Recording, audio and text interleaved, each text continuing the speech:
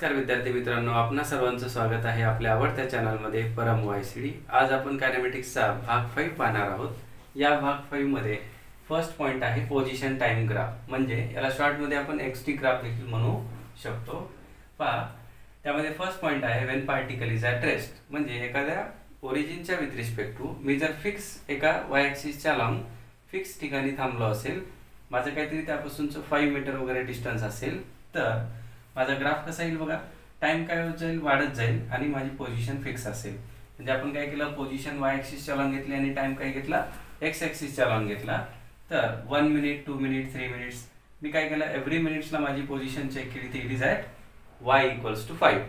तो y = 5 चा graph already तुम्ही लोअर स्टँडर्ड मध्ये ड्रॉ केलेला आहे। It will be parallel to the X axis and at 5 metre distance.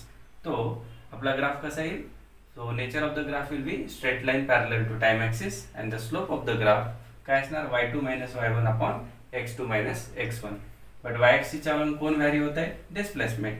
तो याला आपल्याला म्हणता येईल rate of change of displacement with respect to time. तर ही काय होती, वेलॉसिटीची डेफिनेशन। म्हणजे the slope of the graph is velocity and जर काय असेल इथे x जर कॉन्स्टंट असेल तर वेलॉसिटी किती येईल सांगा, x2 - x1 = 0 means 0 upon dt काय आला 0, म्हणजे इनडायरेक्टली आपला स्लोप ऑफ द ग्राफ काय आला 0। अशा पद्धतीने आपण जर याचं कन्क्लूजन पाहिलं, when particle is at rest the nature of the graph will be straight line parallel to time axis and the slope of the graph will be 0। आपण आता सेकंड टाइप पाहू। पहा, when particle moves with constant velocity, म्हणजे when particle covers equal displacement in equal interval of time, then the particle is said to be moving with constant velocity in particular direction। त्या केस मध्ये काय केलं आपण, position घेतली y axis च्या long, time घेतला x axis च्या long.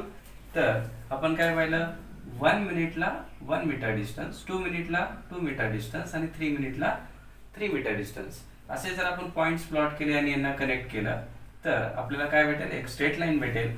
आणि त्या ग्राफचं नेचर कसं भेटेल, straight line passing through origin and the slope of the graph will be a constant velocity।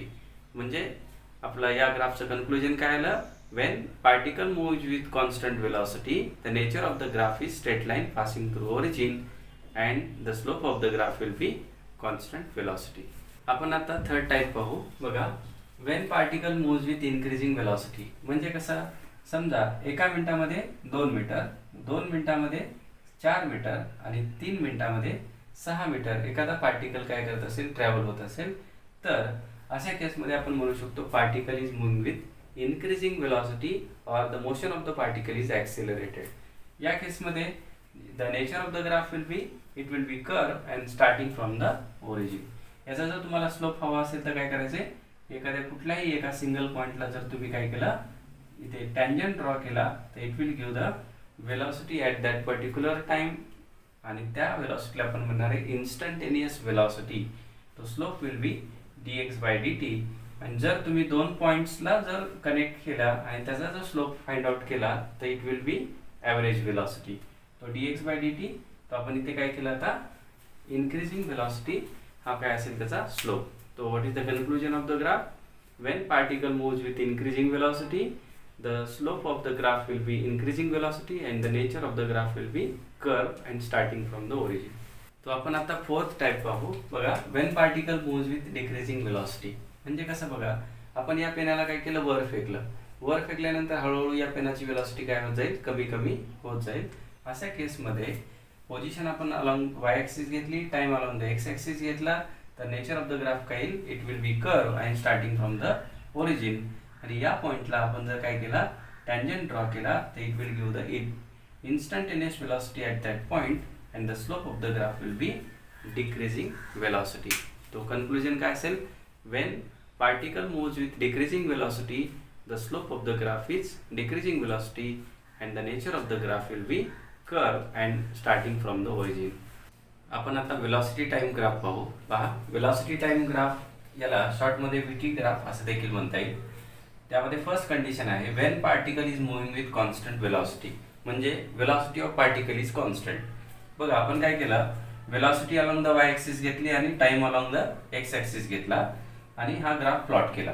काय होईल बरं, समजा 10 मीटर पर सेकंडने पार्टिकल मूव्ह होत असेल तर टाइम काय होत जाईल, इन्क्रीज होत जाईल आणि वेलोसिटी मात्र कॉन्स्टंट आहे. तो अशा केसमध्ये एक्स ॲक्सिस इन्क्रीज होत जाईल आणि वाय कोऑर्डिनेटची व्हॅल्यू कशी असेल, फिक्स असेल. म्हणजे y = 10 चा जर आपण ग्राफ प्लॉट केला तर कसा येईल, it will be a parallel to the X axis or time axis. म्हणजे ग्राफ कसा येईल, त्यामध्ये दोन गोष्टी बघा. पहिला आपल्याला स्लोप आणि दुसरी गोष्ट बघायची आहे नेचर. स्लोप काय असतं, it is change in y coordinate upon change in x coordinate. तो change in velocity upon time is nothing but acceleration. म्हणजे slope of the vt graph is acceleration आणि as the velocity is constant the acceleration of particle is 0. कारण की v2 = v1 means v2 - v1 किती आला, 0. Time जरी increase होत असेल तरी ॲक्सिलरेशन किती आला, 0. मग नेचर ऑफ द ग्राफ पहा, ही स्ट्रेट लाईन आहे आणि हा एक्स ॲक्सिस आहे किंवा टाइम ॲक्सिस. तो आपण म्हणू शकतो straight line parallel to time axis. तर अशा पद्धतीने आपण या ग्राफला कन्क्लूड करू शकतो. when particle is moving with constant velocity the slope of the graph is 0 and the nature of the graph is straight line parallel to time axis.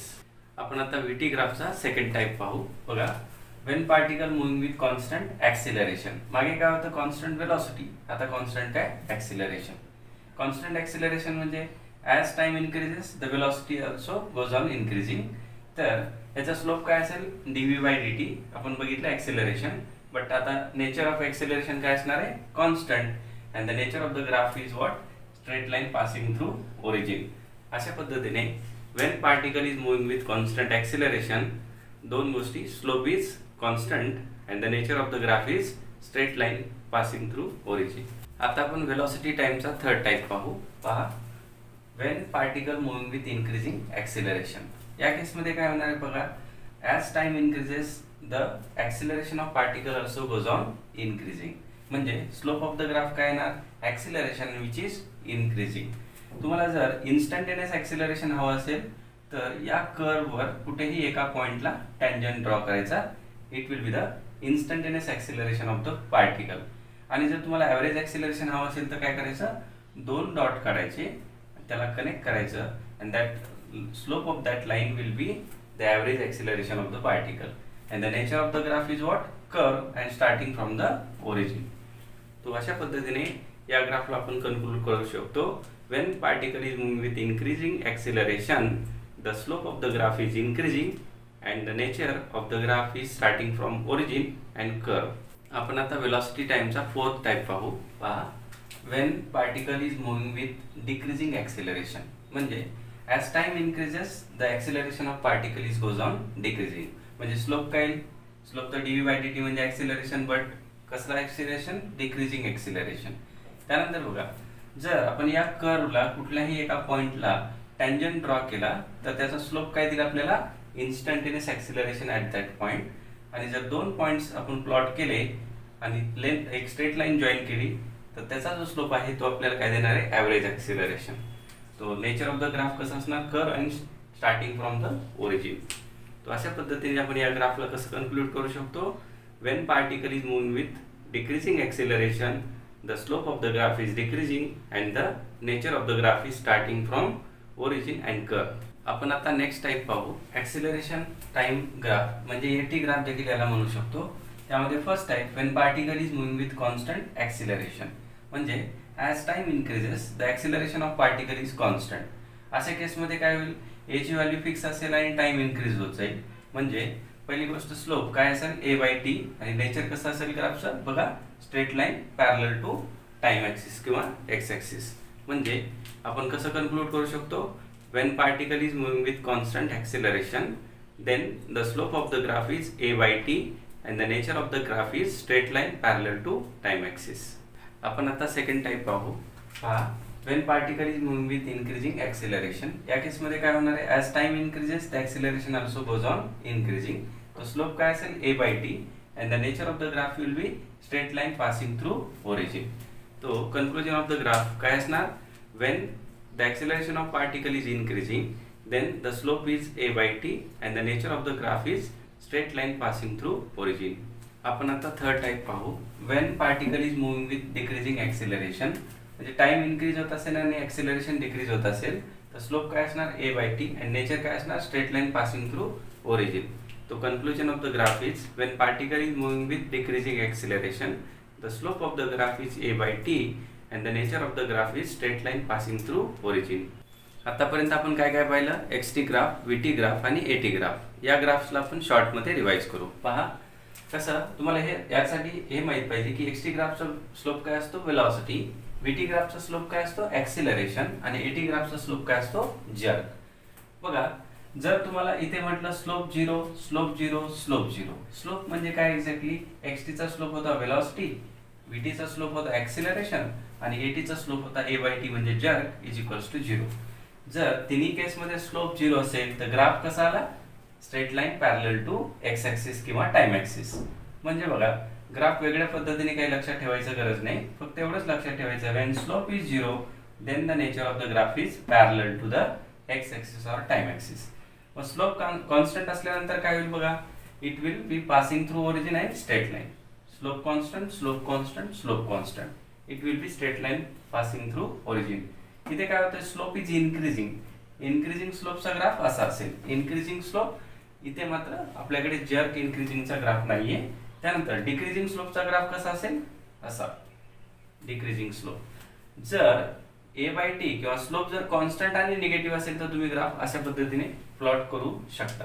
परत एकदा बघा, slope 0 parallel to the time axis and straight line, slope constant passing through origin and straight line, slope increasing curve and passing through origin and slope decreasing काय होणार, curve and starting from origin. अशा पद्धतीने आपण short मध्ये सर्व graph revise करू शकतो.